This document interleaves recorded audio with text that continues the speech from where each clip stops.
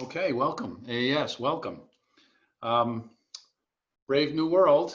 No AES convention in New York this year, but never let it be said that the AES is not forward thinking. So welcome to our virtual AES conference, and we're happy to participate in it. Our good friend David Bialik has asked me, and by extension, some other folks, to discuss podcasting, specifically podcasting production studios, maybe some past, present, and future discussions, where they're going, and with an eye as to how they're integrating into our recording world and specifically performance world. Easy way to do that is to let other people do it. That's been my procedure for most panels, and we've assembled some interesting people to discuss this. I'm going to let Josh Morris, WSDG cohort partner, now COO of WSDG, do most of the heavy lifting. He's going to narrate and introduce everybody in more detail. Really quick, we have Austin Thompson, the head of studio technology for Spotify, and as you know, Spotify has bought Gimlet, one of the larger, if not largest, podcasting organizations in the United States. We have Jimmy Buff, a longtime Mid-Hudson Valley radio man, well-known on-air personality, managed Woodstock Radio for the longest time, and now is executive director and an on-air host at Radio Kingston. And he's going to tell us a little bit more about that story. And Elliot Forrest, I'm happy to say that I take Austin and Jimmy as friends and clients, so it's an honor to have them. Elliot is new in my life, but that's a mistake on our part, and we're happy to have him here. I'm going to let Josh, he's a Peabody Award-winning broadcaster, a producer, and an on-air talent. You'll be excited to see who he's worked with, and maybe he's going to discuss some challenges that he's seen in the podcasting world.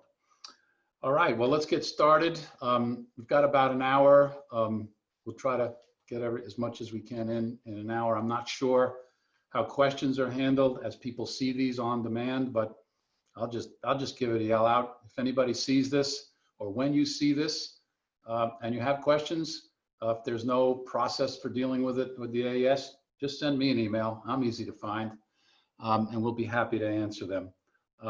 Josh, I'm going to let you take it away. Great. So yeah, the podcasting really exploded over the last decade or so. A lot of people telling their stories, and both fact and fiction. And the price of admission can be almost as small or almost as big as your ideas for story. Rode has the Rodecaster that's out and available that a lot of people have adopted. Go to the next slide. Yeah, I was lucky enough to actually get a demo on this in Australia, no less, because this comes from Australia. Everybody knows Rode is, huge microphone manufacturer, big industry in Australia, and they saw a need for this very early on. And I think this is under $600 or $800. But this I just saw yesterday, literally. The Zoom one? Yeah, just saw it last night. Just added it last night. Yep. You got to track forward there and we can see it. So that's their competitive model, I guess, right? I guess so, yeah. So now obviously Gimlet lies at the other end of the spectrum, but they didn't start out necessarily that way. Gimlet now has a very large facility in Brooklyn, but started out in much, maybe could I say, humbler surroundings. I'm really interested to hear, Austin, you talk about how Gimlet started, and when you were making, when you didn't have a big facility, but you were still making stuff that was trying to compete with like PRI and some of the bigger names, CBS or whoever else is telling stories out there. What kind of challenges you had, what kind of things, what kind of workarounds you had to develop as you got out of the gate, and then what ultimately led into the Gimlet facility we know now. From very humble beginnings in Brooklyn to a very big facility, that's for sure. Yeah, sure. Thanks for the intro, Josh. My name is Austin Thompson. I'm currently the head of studio technology for Spotify by way of their acquisition of Gimlet, where I was technical director and engineering lead for about 4 years. Excuse me. So, yeah, I came to the podcasting space as a very uninformed participant, was not a big podcast listener, and in fact made that very clear in my first interview. And much to my surprise, they decided to take a shot on me anyway. That might be why they decided. But potentially. I came from Chicago. I was working in a studio there called Chicago Recording Company, and doing mostly record work in the wintertime. And then mobile recording for a company called American Mobile Studio in the summers, doing music festivals and stuff like that. But CRC was a really DIY kind of place. Had been around for a long time, and we did all of our tech service and build outs and studio upgrades and things like that in-house. So there was a lot of there was sort of a I had picked up a lot of information that I didn't really know how to apply to a full-time role until I saw the listing for Gimlet. And so I actually missed Gimlet's first office, their most humble beginnings, which was a little creator space in Brooklyn, actually right next door to the studios that WSDG designed for what is now their third facility. It was a little creator space, sort of a startup incubator, and they had a little whisper room studio that was right next to a woman who polished rocks in a rock tumbler. So they had a lot of interesting negotiations with that outfit to try to create some quiet recording time. So, but when I joined, they had 4 small studios that were prefabricated Wenger booths, and those were in the Gowanus, Carroll Gardens neighborhood in Brooklyn. And so I came to work for them right at a point where they had sort of invested in some studio infrastructure. They were nice rooms. They had Midas M32 consoles in them, and Shure SM7s, and pretty nice setup. They had a little SD card backup recorder. It was not a ramshackle production by any means, but it was not going to scale to what they were trying to accomplish. So my job over the first couple of years at Gimlet was kind of twofold. It was first and foremost to develop, grow, and manage their audio engineering team. So we went from 1 engineer on staff when I started to about 12 when the Spotify acquisition happened.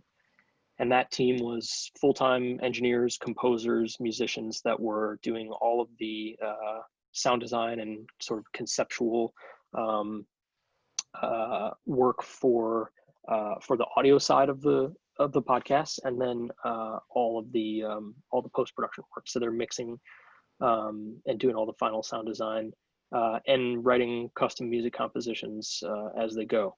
Austin, a quick question. Gimlet was, from the very first moment, that was the business they were in, was podcasting. They didn't start from radio or studio facilities or webinar creation or commercials. They started out as podcasters. Yeah, it was conceived of as a podcast company, and it was certainly Gimlet's style guide came from the public radio sphere. Alex Bloomberg had a storied career there, and I think developed a lot of the type of storytelling that he wanted to do in that public radio career. But it was conceived of as a podcast company where he could go tell the stories that he wanted to tell and build the team that he wanted to build to do it. So Austin, the second, go ahead. Sorry, was that growth? Do you think that was generated more from content or more for the demand, or some sort of ratio of the growth? The Gimlet has experienced that sort of explosion from like from 1 to 12 engineers, for instance, from the desire to have this big, large facility. Like, what drove that? Yeah, you're saying, was it internal driver? Was it demand from listeners for more content? Yeah, or a combination. Yeah, I mean, I think Gimlet had, I think Matt and Alex, the co-founders, had a vision for how big this industry was going to get, and I think that they wanted to be well positioned and have a catalog of shows to present themselves as sort of a leader in that space. And so I think there was, certainly people were eating up the shows they were releasing, but I think a lot of it was sort of an internal drive to build fast and to grow quickly. So that by the time this thing really caught on and you started to see other companies out there popping up as major production shops, we had 20, 30 shows under our belt. And obviously, all along throughout that path, public radio stations all over the country were doing the same thing. They were just being released in a linear format, where all our stuff was on demand, and that's transitioning as well. Well, let's jump. You quickly grow out of your britches, so to speak, and let's jump to the current Gimlet facility, which is on the screen. Yeah. So the mandate was pretty clear when I took the role at Gimlet. We were going to grow quickly, and that growth was going to require not only headcount scale, but it was going to require facility scale. And so from the very beginning, we started talking about what it would look like to go from 4 to 8 studios or 4 to 12 studios. I think the first program I gave you, John, was 8 rooms in the exact same square footage that you now see 13 rooms. So even as we were designing the space, we were outgrowing our own appetites. So it ended up 13 studios in this facility and roughly 3,000 square feet, I think. So they're crammed in. Yeah, we did. That's called program creep. That's pretty common. And but program creep is supposed to be accompanied with budget creep and allotted square footage creep, but somehow that doesn't always happen. We get the program creep, but we didn't get the square footage, did we? No, we did not. And I'm not sure how much of the budget we got, but I do remember my favorite quote from you, John, in the process when Jim Grau, our director of finance, said, well, how do we build this for half the cost? And you said, I think you build half as many rooms. Well, but anyway, as it turns out, we didn't build half as many. We built them all. And the mandate coming into that was we are going to be a fast-moving, nimble operation. We want ample production facilities that we can spread these shows out in, and we do not want to operate this not for lack of desire for tracking engineers or technical directors running a master control suite, but just because we didn't have the space or the capacity for it. We wanted these to be producer-operated rooms. So that mandate was clear as well. The technology needed to very quickly scale from difficult to manage and difficult to use in the 4 studios we had to very easy to manage and very easy to use in 13 If you look studios. carefully, you'll see that some of the rooms there are connected with windows to other rooms. I guess the thinking was some of the rooms were to be self-engineered, some could be control engineered, depending on the complexity of the podcast. And then, of course, in 1 and 2 on the upper left is more of a traditional performance recording studio. Maybe you could talk a little bit to how that, what you're thinking versus how that's actually worked out. Yeah, well, I mean, I won't pretend that I had any more foresight than I really did. That thinking was, oh God, please give us some flexibility because I don't know what this program slate is going to mean for us in a year. I have no idea what kind of shows we're going to be making. Let's look at some of the rooms while we're doing that. Yeah. Yeah, so this is Studio 3 at the Brooklyn facility, and you can see there's a window there into Studio 4. The idea behind that was, there are some, Radiolab is a great example of this. Very common, for those co-hosts to track in separate rooms and then for the conversation to be manipulated after the fact. So if you're talking and somebody's sitting across from you going, it's really hard to cut in on those on those sentences. So we built this for flexibility so that if we wanted to isolate talent in different rooms, we had the ability to do so. If we wanted to do interesting show formats with, reveals or we wanted to have an engineer operated session because there was a lot of complexity in terms of remote codecs or things like that. could do it. So well. There we go. Sorry.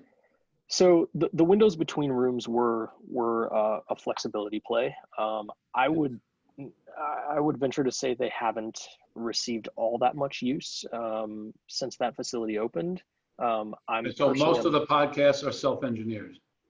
Yeah, most of them are self-operated by the producers, and they are and they're talent local or talent remote, not talent adjacent. Right. Okay. Gotcha.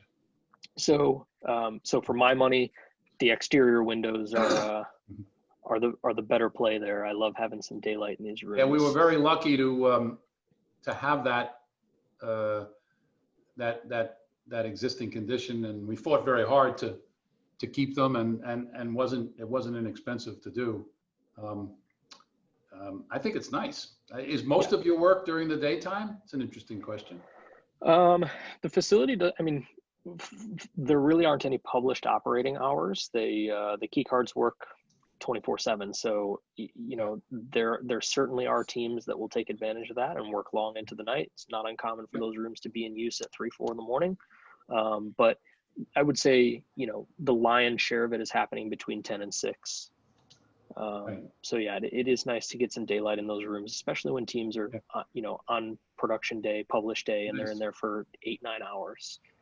So I remember, and I mean, obviously not our first studio, and certainly not my first studio, but I had never been in a situation where as I recall, correct me if I'm wrong, Austin, one of the first tests that you ran was you did the same recording in every room to see if they sounded exactly the same. And I had never seen anybody even remotely consider that. In fact, if we have multiple ISO booths in studios, we almost want them to sound different.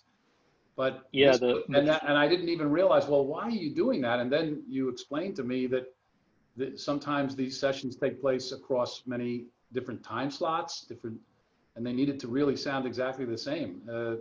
I remember that. I was very impressed with that. Yeah, the first thing we did was recorded multiple paragraphs in every studio, and then I cut together a version of that narrative with pieces from every room.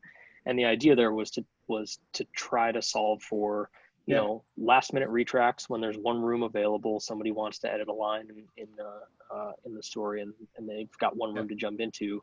We needed to be able to have consistency across that stuff. And our engineering team is there to deal with some of that in post-production, but to bleed into one of your other questions about sort of trying to hit that quality bar without all of the resources of a huge company, we just tried to work our way to the source every time. We found that to be cheaper and more effective to say, for example, I don't have a great EQs on my on my system, so I'm going to push EQ into post-production, right?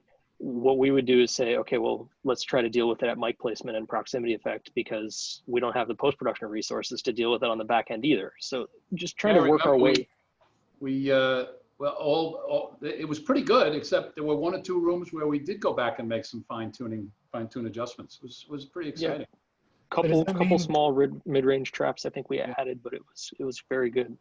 Does that mean, Austin, that you offset that by increasing the pre-education of how to do it, instead of being able to rely on the facility to just ease up on the cleanup? Yeah, I mean, this kind of goes into sort of the team building methodology here, which I don't think is the point either. But the strategy we took was the engineering team was not a finishing step. Yeah. They were a production partner. And so as early as we can get involved in the process, when you're doing your first table read, let's sit down and talk about who's sitting where and where we are in the room and how we're going to use the equipment we can afford to get the best results. And that's how we dealt with those restraints. Hey, Austin, in our last few minutes here, and then we got to give you the cane. The hook is in the upper left on the drawing here is essentially a somewhat traditional recording studio, which was not in your original Brooklyn facility at all. I remember you telling me you would go out of house or you'd needle drop. Why did you build this, and has it been used? Are you producing original content in what is essentially somewhat of a traditional recording studio environment? How are you using that? Yeah. So the impetus for this room, first of all, was because I really, really missed working in a formal control room and studio environment, and wanted a nice, this was the first room Gimlet ever had that had an actual pair of, moderate quality to nice near fields. I always thought it was because all your engineers just wanted to play music at night. That's what I thought. Yeah, I mean, I think there were a number of reasons for this room. We advocated for it strongly on the engineering team because we were doing so much original composition, and so much of that work was being programmed. But we felt that if we could do tracking days and hire musicians to come in and do, full days of drum loops and all sorts of rhythm section stuff, we would be able to build out that internal music library much more quickly. As opposed to individual, license per use tracks. And it gets used very often for that. I think there was a business play here. I think there was, some of this was perception and they wanted to be able to have a showcase room for clients. And the final part of it is, this was a future formats room.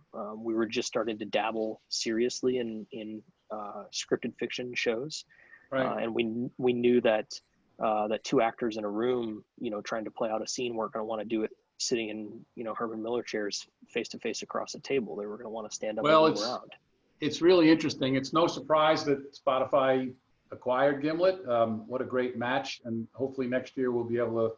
Spotify, it's public knowledge, is building a huge podcasting and recording facility in Los Angeles. Austin is very involved in that. We were asked to not discuss that in any more detail than it's already been announced, but hopefully we'll be sharing that next year. And I'll end at the same time that this was happening, we had just finished an expansion for Audible. Now, Audible is not really in the podcasting business, but if you think about what they do, they are in the podcasting business. They just have a different distribution model, with a lot of little rooms with self-engineered and semi-engineered people speaking words.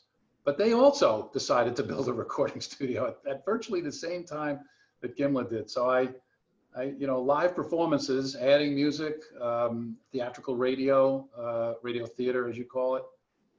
Clearly the future. Prairie Home Companion, thank you very much. Yeah, I mean, it's obvious, John, like if you take a sampling of some of the shows that Gimlet has released, typically 50 to 60% of the show is underscored with music, and at Gimlet, almost 75% of that is original in-house composition. Fantastic. So these rooms are Austin. Thank you very much. The big hook, and now we're going to go to a totally different part of the world with a different history and different culture, but maybe getting to the same place. Josh, introduce our next expert, please. Right. So Jimmy Buff from Radio Kingston, WKNY, also got his, maybe cut your teeth on WDST, WNEW FM, longtime Mid-Hudson Valley radio personality. You have the sort of interesting position that you're not only in these rooms, you're using these rooms, you're speaking from these rooms, you're telling stories from these rooms, you're updating the public from these rooms, but you're also in a position of being able to program the rooms that others will be using for, say, years to come in the new WKNY station build. Can you talk to maybe a bit how your experience behind the mic has influenced the way you program the station? Because, I mean, that station is so intricately programmed. I mean, we have, if you want to show the floor plan, John, we have a studio. We have a let's take a look at where Jimmy came from. And so I would love for you to talk more about that, Jimmy, and maybe how you let your experience inform, the next part of your journey here. Well, first, have we discussed the recording studio for WKNY yet? I think that's in the garage, right? It's in the garage. All right, good. I just wanted to make sure. Actually, Jimmy, when we're all done, we're going to have 3 recording studios. We're just calling them different things. Exactly. Yeah, like the main air studio at the new facilities. Yeah, will have it is a recording studio. Yeah, and it has a it's nook been- for live performance. Yeah. We'll take a look at that. So, oh yeah, so there are, when we came in and took over WKNY not quite 3 years ago, it was owned by Town Square Media, who included it on their one sheet for the 6 or 7 stations they owned in the market. And it was just a line, if you buy Town Square Media in this market, you get all these stations and you get an AM station in Kingston, New York, but they paid no attention to it. They gave no support no support to any of the technical facilities, and 2/3 of the programming when we came in was syndicated through Westwood One. That fellow right there behind the glass is Warren Lawrence. He's been with the radio station for 47 years. He was the sole full-time employee when we came in. He was kind of like the captain of a ghost ship. The building. But Jimmy, this is one of the oldest stations in the Mid-Hudson Valley, right? It is, yeah. We celebrated 80 years on the air last December, coming up on our 81st. Kind of a little Sleepy Hollow situation in the back of a laundromat, no less. Yeah, talking about sound, if the spin cycle starts, you might hear it in this conference call. But when we came in, that was the talk studio right there, and it was peeling drywall, and those microphones were taped to the mic stands, and there's a tangled pile of dollar store headphones in the middle of the table, and the main air studio used to be the news studio. And when the main air studio went down, the owner said, yeah, we're not building you a new one. You're just going to work out of this place. And so Warren did a great job keeping local content primarily on weekends. Jimmy was there up until the migration to the new facility, which let's just give everybody a little bit of a head start as to where it's going across the street. Was there a podcasting agenda all these years? Not when we came in. And having been in broadcast radio for 35 years, what my experience brought to this was that we knew we wanted to open up this platform to the voices of the community. We wanted to have nothing syndicated. We wanted it to all be made in Kingston. And we wanted to fill the broadcast schedule, keep the people, the local voices who were here, and then just supplement them with folks who had no access to media before that. And we've done that in 3 years. But there was a clamoring for airspace that we couldn't satisfy. A lot of people wanted to do shows. So we built a small podcast studio in the current facility. Okay. And the way we operate that is if you have an idea for a podcast, you come in and use almost like a library.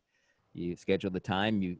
We teach you how to self-engineer. And if the podcasting topic represents our mission, we'll include it on our Facebook page and occasionally, or on our station website. And occasionally we broadcast the podcasts on the air as well.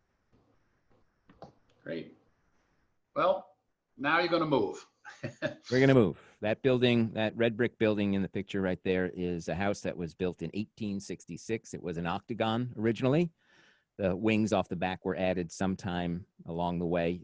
It has been many things since it was a private residence. It became a bunch of businesses. It was at one point in the early 1960s an appliance store, hence those big windows on the front of the building, which have now been supplemented with a third matching window, and those are where our studios will go.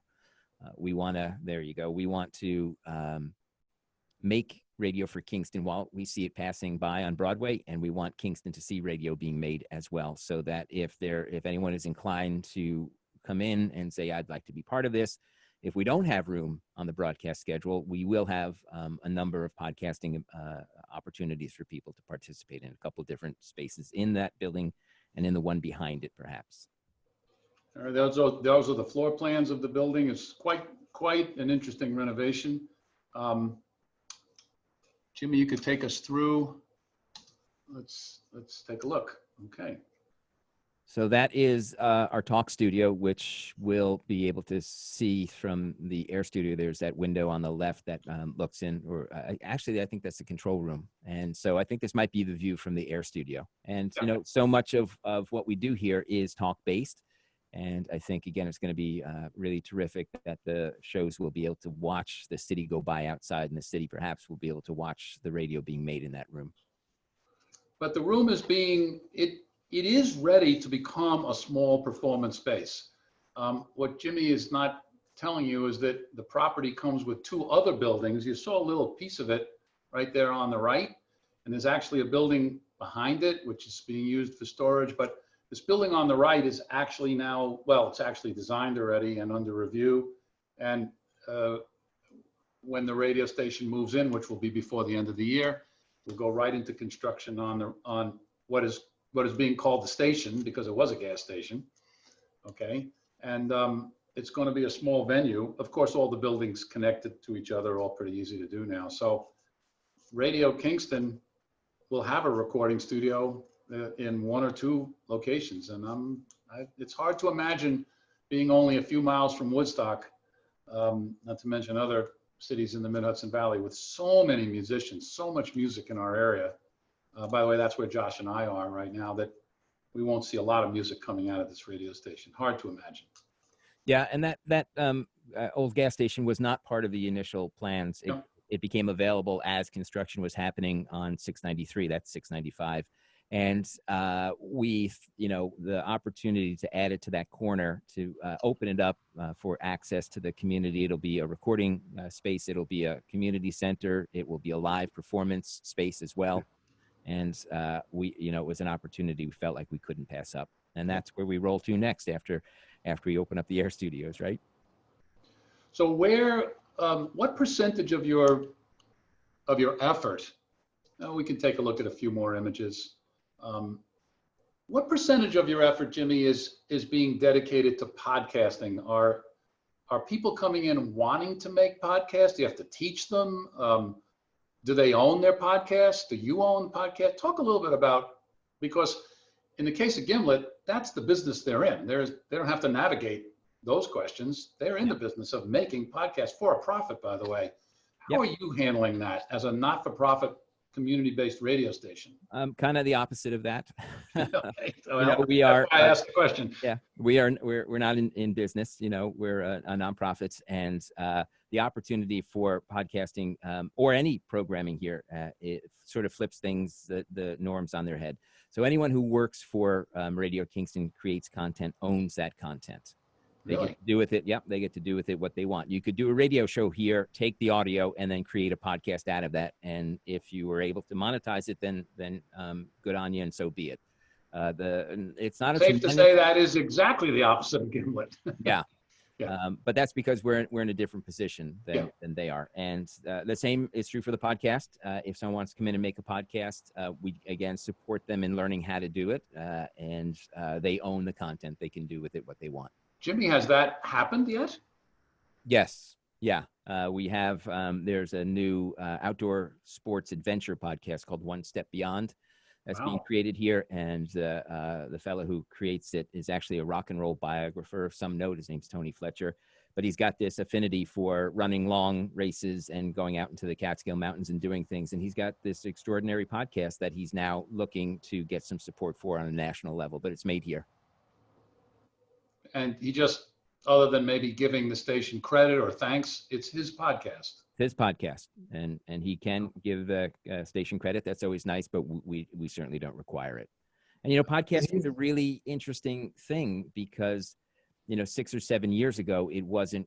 I remember seeing a cartoon in the New Yorker where one person was saying to the other, "Everyone's podcasting, no one's pod listening." And there was this rush to do this thing, because you could do it in your home. You could do it lo-fi. I learned early on in the early days of podcasting that maybe I had been overvaluing how important good audio is, because those early podcasts that I loved they were not made with good audio, and they were at random lengths. They weren't, half an hour or 90 minutes long. They were 12 minutes or 37 minutes. They were as long as they needed to be to hold my attention. And the attraction to me was that they talked about things that were interesting to me. And of course now, as is the case with, when, smartphones opened up people's access to podcasting beyond an iPod, right? That's where the phrase comes from, podcasting. There was this gold rush, right? Everyone ran to try and get involved in some way, shape, or form. And there's a tremendous number of podcasts, but at the top of that list, there's maybe 15 who aggregate the most audience. So, the opportunity to make a podcast for anyone is there. getting a huge audience or a big enough audience Yeah. to feel like you have some impact is an entirely different Well, story. I think we just heard from one of those companies. That's for Yeah. sure. Right. Hey, Jimmy, in the new facility, where obviously the with 24/7 on air original programming, that anybody that's been in broadcasting, certainly you above anyone else, knows that that's an extraordinary challenge. That's not so easy to do. And an amazing undertaking. Where do you see, other than somebody taking a radio show and essentially making it a podcast, where do you see people making the podcasts if they just want to make a podcast? And how are you going to be able to schedule that? I mean, suppose they need training. Do you have people to train them, or? We do. Yeah. How's that working? We consider it part of our service to the community. You know, Okay. we forget that broadcasting, right? The airwaves belong to the people. That's the whole reason behind broadcasting. I know it's been, commodified and monetized, and major broadcast groups have sprung up in the aftermath of deregulation. But it belongs. So we work on the idea of the commons, that which posits that a community's resources belong to the community. And so we look at ourselves as a resource for the community, and we are just the facilitators for it. We're not even the gatekeepers, really. Yeah. We're just the people who help direct people to the place they Are need. you making, as people approach you to learn and then take valuable time in, for instance, this room right here, one of the production room, it's not an online room. Is there gatekeeping going on as far as quality of content or the content themselves? Yeah, so we do have a mission, and it's not, there aren't a tremendous number of scenarios where we'd say, no, we're not going to support that idea. But yeah, if it crossed the line into something that was, racist, misogynistic, homophobic, hate-filled, hate-directed, we would not support it. And because you're not licensed, you are licensed. So you are under certain, but you're not licensed with the podcasts. No. And and the FCC regulations don't cover that. Right. So you could just say, this is not appropriate, and you don't need a reason. Right. Yeah. And we would explain why. Yeah, exactly. And feel confident in our ability to articulate that. Jimmy, has that happened? Not yet. Right. I hope it doesn't. Yeah. Just so that everybody's clear, because I think maybe some of our listeners are and I know we have a lot of radio stations, people traditionally who own radio stations. This is the radio station is 100% funded by a not-for-profit organization, the Novo Foundation. I don't think that's a secret, whose mission is to do exactly this. So it's an extraordinary thing that's happened here. It, of course, allows Jimmy and his team and the radio station to do things and behave in a way that other stations don't have to, like they don't have to sell ads. So you don't need a marketing department, because there is no marketing. On the other hand, they accepted the notion of 24/7 original programming. God bless you. So no Westwood One tapes going around for 18 hours a day. It's quite an undertaking. I will reframe that. This is what the notion that this is what Novo does. Novo is not in the radio business. No, they're not in the radio business. No. Yeah, they are a philanthropic organization run by Peter and Jennifer Buffett, and their intention is hyper localism and community resiliency, and giving people the tools within a community to allow the voices of the community to make the decisions that affect that community. And we just had the great fortune of having them in our area when this idea came up. Yeah, we don't want them getting calls from 37 radio stations tomorrow. That's not, which happens. Yeah. Oh, I'm sure it happens. But as a blessing, I mean, I'm in this community. Josh and I actually live in this community and listen to it. But anybody can listen to the radio station now because there's no more boundaries anymore. It's a blessing to have it in our community. The Nova Foundation does lots of other things, food-related projects, other kinds of projects. But Hey, Jimmy, I just got one more question for you. Can you talk a little bit, just real quickly, about how you get feedback from the community? I mean, obviously you're on the radio, you're telling stories, you're podcasting. What are the ways that that you hear from people about how something's received or something's popular or something's unpopular? How do you get feedback? I go to the farmer's market. That's great. I go Okay. to the coffee shop in Midtown. I walk to the, to the waterfront. I go out into the community at community events. We support a lot of community events, and I just go out onto Broadway. And we're not a radio rated market, so we can't get radio ratings. Not that we would participate in that anyhow. And we don't have advertising revenue, which is another metric of radio station success. Right. So, we kind of walk out on Broadway here and put our finger in the air and just see what the community feels like. We're fortunate that we have over 50 radio shows and 50 hosts here who often bring back the feedback that they're hearing as well. That's extraordinary. 50 hosts, 50 radio shows. That's amazing. Well, I certainly we look forward to, the radio station move will be done within 60 days. It's in its last chapter. Everybody's scrambling to move in before the end of the year. And I know we're going to see a lot of performance coming out of just these small rooms that are on the screen. And then, of course, when the small community center, which is really a small venue, gets completed, that's really going to become, during many hours, a recording studio. All the rooms are wired together, obviously, and it's going to be very exciting. And we miss, the interaction between those hosts, those show hosts, because they come from a wide variety of the Kingston community. And in the time of the pandemic, Zoom has provided, a valuable resource. We bring most shows on the air via Zoom these days.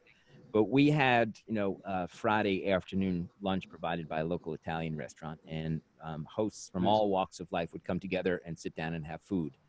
And, we're so looking forward to the new facility, again, providing that opportunity for human interaction, because as we see, we're all working remotely these days. And somehow it feels like, maybe this is where the evolution is going for, maybe this is, maybe the matrix is people, right? I hope not. Yeah. We need to adopt, but I hope not. Yeah, we need people in physical relationship to each other. Yeah. The final question, do you see the podcasting component of your total effort increasing, staying the same, or decreasing? I hope it increases. I think that I think once we're into the new facility and we have a couple of more rooms open for podcasting, and we again in the past 8 months, 9 months, we've dialed that back, the outreach for that. But that once we're able to welcome people back into the station, that we'll get more input from the community. Yeah. Jimmy, super thanks. Going to give you the hook, and we're right on schedule with our time, so the AES doesn't close me down here. Josh, introduce Elliot, who's going to give us a very different perspective on all of this. Not building a studio, not owning a studio, not the technical director of a studio, although my guess no slouch on technology, but a user, big time user. Josh? Yeah, and a fellow Texan here. So, and a fellow Texan. Okay, we're not going to hold that. That's good. Yeah, hook 'em horns. That's right.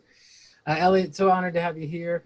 Obviously, you're the afternoon host of WQXR, classical radio station down in New York City. Have been for some time now.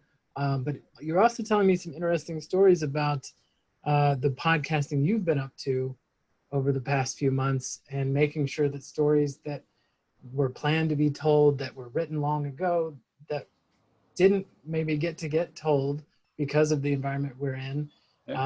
We found a way to tell those stories via podcasting, via maintaining that remote connection, and the challenges that you went through to make sure that everybody was on the same page technologically, that you were able to have like a rapport with your cast, with your partners. If you could talk maybe to us about that, Richard II, I believe is. Well, we're going to end with that. Let's take a look at where he starts. Let's take a look at where you were. Yeah, let's start here. First of all, thank you so much for having me. Thank you, Elliot. Thanks for stepping in. Thank you. You're welcome. Just a quick snapshot is that WQXR has been on the air in New York for over 80 years, the first 60 some odd years owned by the New York Times. The picture in your lower left here is the old studio on Fifth Avenue owned by the New York Times. For those of you who've been around a while, that's real cherry wood for holding carts in the background. Totally useless at this point, and great wood that we didn't carry with us. So that's the lower left. 10 years ago, WQXR was purchased by New York Public Radio, at that point just called WNYC. Now the parent organization of WNYC is called New York Public Radio, which includes WQXR, WNYC, WNYC Studios, which makes our podcasts, a lot of New Jersey Public Radio in the green space. There's almost 500 employees now at New York Public Radio. And the last count that I heard, just so you know, 10 people are going in on a regular basis out of nearly 500 people. Everyone's working from home. Wow. This picture in the upper right was my regular studio board. It's pretty simple. You don't see a lot here, but this is where we were working. Maybe we'll just advance through these slides. Elliot, I want your job because you get to work with some cool people. I want to be you. This is a better shot of the studio here. This is Kelly Hall Tompkins, one of America's great violinists. If you saw Fiddler on the Roof on Broadway, she was the fiddler. She played the violin in every performance of the most recent production of Fiddler on the Roof from the Pit. But you can see that there's a standard studio here. This is Jim. Go ahead. This is Jim Gaffigan. This is in the green space. I wanted to show you this too, because like Jimmy's studio that's going to be, our green space was actually designed by the people who made the Today Show. So what you don't see in this picture is open air windows onto Varick Street, and people walk by and they can look in and they can see. So not only are we completely rigged up, you can go to the next picture too. I'm pretty sure. Well, this is my favorite. This is my favorite. I want to be Stephen Sondheim in my next life. I could tell you some stories about that particular day sitting down with Stephen Sondheim, but it actually, in the reflection, you can see in the reflection behind me, the street of Varick. And this room seats about 100. Your Varick Street is Jimmy's Broadway. Broadway is the main street in Kingston. Yeah. Right.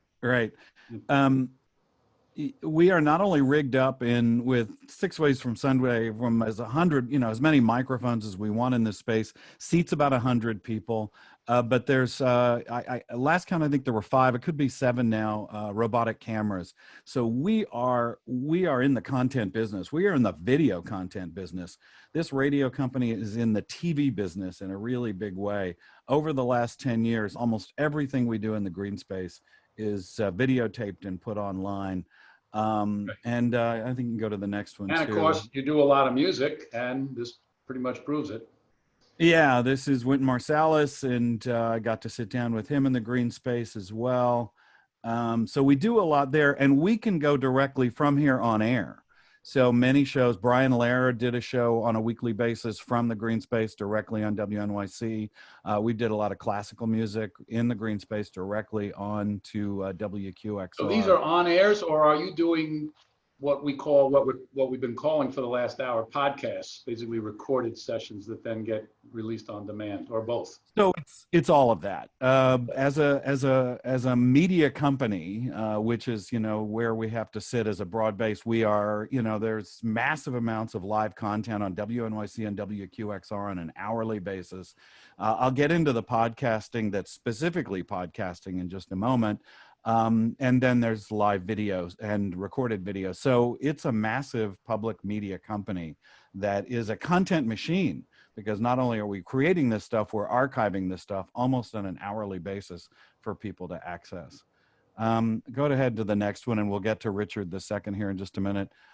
These are some of the basic studios. This is on the left is just a basic pocket studio. For those of you who ever had been a guest or part of public radio for WNYC specifically, they were in the municipal building for 60 some odd years. And I was only over there a couple of times, but it was held together with spit. I was in there many times. I was in that. Yeah. Spit and gaffer tape. And I don't know the number, but we right now, and I think things will change, post-COVID. But right this very minute, we have 4 floors, plus the green space. We have a 5th floor at 160 Varick. So there's 3 complete floors, part of the 10th floor and the green space. So there's a lot of studios. There's a lot of pocket studios. This one in the middle is probably the largest. You can outfit a full string quartet or a small or rock band. This is 16 tracks. Irene Trudell is our main engineer here. More than 16 tracks, I think 64 tracks. So we can do a big band, we can do a small thing. Go ahead and continue. And so I wanted to show this because I started a conversation about the idea. Everybody right now is probably saying, what is this slide? This is a very strange slide. More gear. It's Richard gear, as a matter of fact. It's Richard II gear. So the backstory quickly is that I had started conversations with a number of different theater companies on the heels of the success of Audible and Gimlet and all these other companies going into radio theater, radio drama, or as what I've learned the kids call it, modern audio fiction. You can write that down. Even the word radio drama seemed like something out of the 50s. I like that, modern audio fiction. Austin, we're going to use that, modern audio. Yeah, South by Southwest had a conference for the first time, not this year, but last year, for radio dramas, and they called it modern audio fiction. And it's like, oh, okay, good. It's not radio theater anymore, radio drama. So both WQXR and WNYC had a rich history in radio dramas in the 50s and even in the 80s, but we weren't doing it anymore. We had new management. A year ago, pre-COVID, I went to the management and I said, are you interested in bringing back radio dramas? They said, go explore. So I went to my friends at the Public Theater. And very long story short, when we found out that the Public Theater was going to cancel Shakespeare in the Park for the first time in 58 years, the dream of Joseph Papp of bringing free Shakespeare to the park every summer to New Yorkers in Central Park was something I took quite seriously.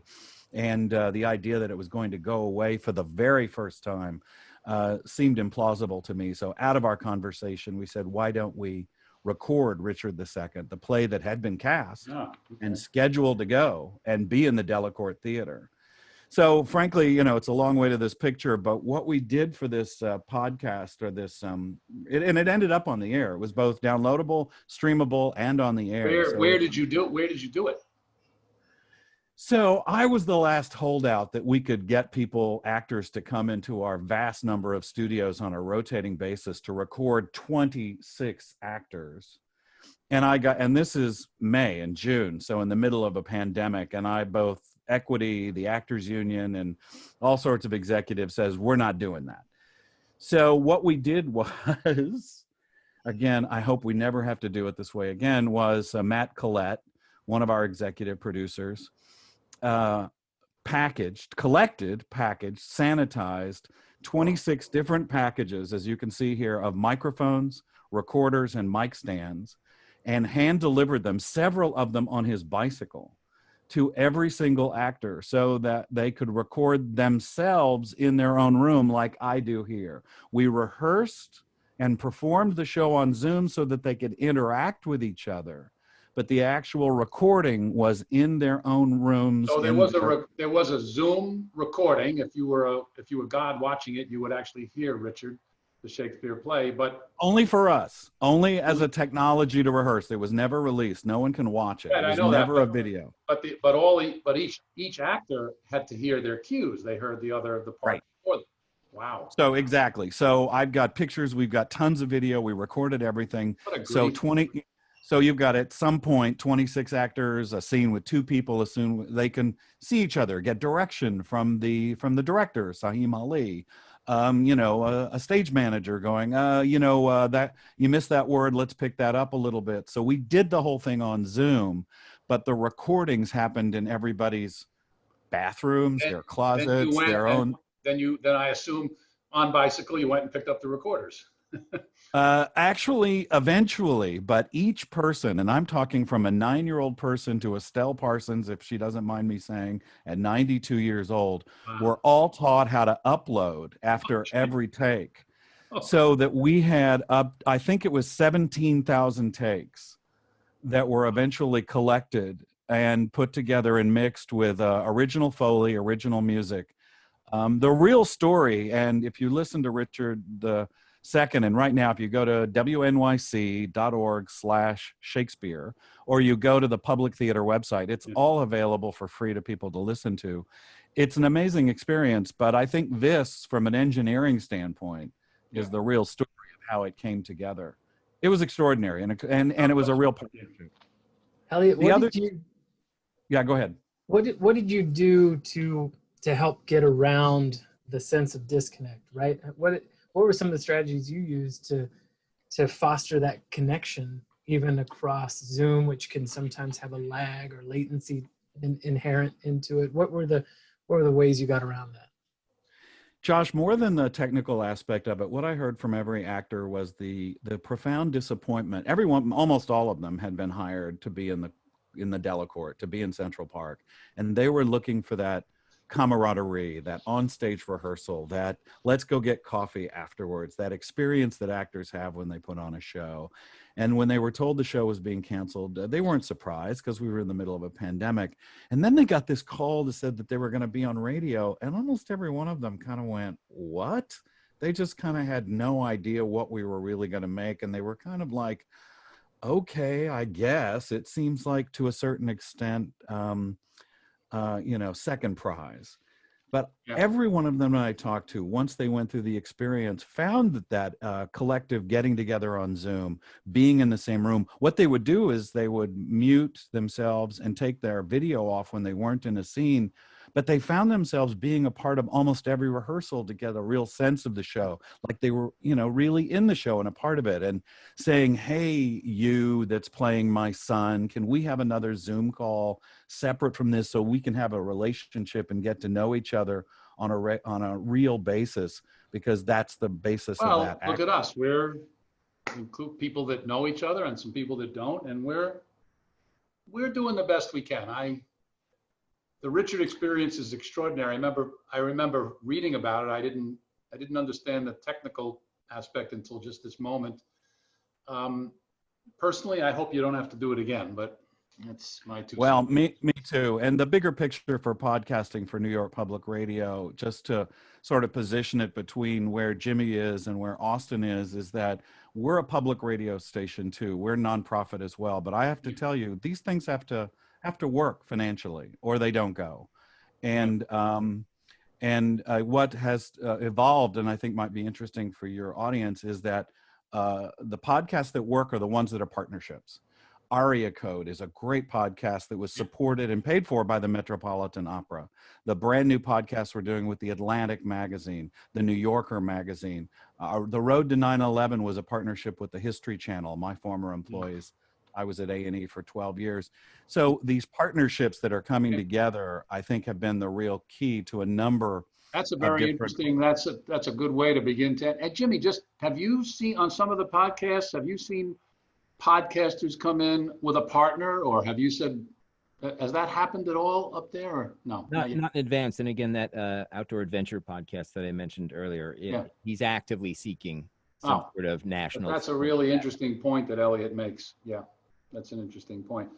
Well, we did it. We actually almost to the minute. I'm getting texted by Sergio. Thank you, Serge, for keeping us on track. I think we're going to be 1 or 2 minutes over, but I'll get the AES to permit us to do it. And super thanks, Austin. As always, you're still in Vermont, but we didn't get to talk about carpet and door swings. Thank you, Jimmy. Thank you, John. I appreciate it. You're the best. Thank you very much. And you do have the best voice. Well, you and Elliot, you guys are performers. So, and Elliot, very nice to meet you. Congratulations. It's a pleasure. Thank you. I knew about the Richard.